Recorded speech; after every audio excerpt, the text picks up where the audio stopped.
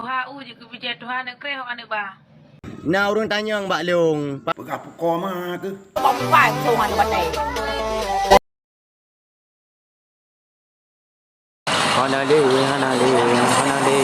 Hanali. Ya Allah sayang dah kat yang kau binang kanker mentung ya yo jin. Betelung mana abah je rumah sakit.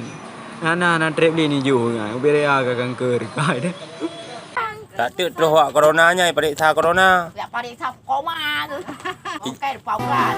Iya rumah na yon. Mana yo? Iya jaru bông vàng Tuhan balik.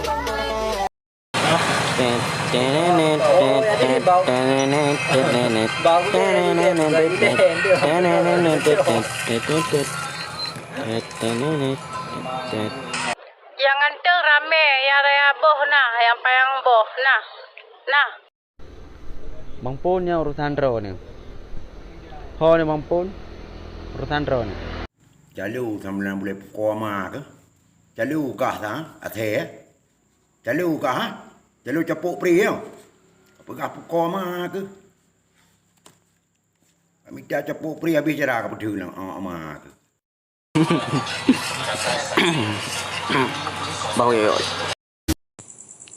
Biasa burung malam nah, malam Jumaat. Nyo pakau ro-ro kana burung man. Haya bos, haya. Tengok telung raya, tengok. Raya dah tempat telung. Nah, urang tanya Mbak Long, pakon bang on tablo bersalak, on tablo berjeruk you rasa ile dan pakon on tablo berapel, tablo beranggur hai bi rasa-rasa. Long jawab bilung, menyo barang berharga dan barang mahal hai bi rasa-rasa Pak Go. Aduh bang Jono, mengapa kau tak pulang? Kalau mentenun itu, you die.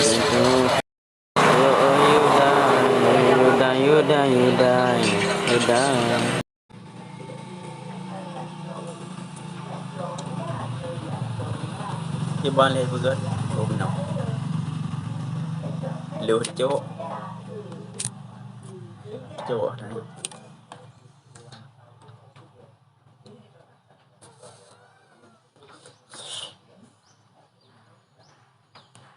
HU je ke bijak Tuhan nak kreh orang ba. Po payah baba mah. Dah pudu undang mata ada doha.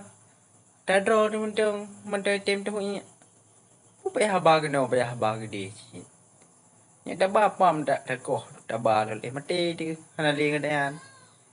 Dah bangai perayaan kap doha kreh dah ba. Hai dah ba dah dua thot undang.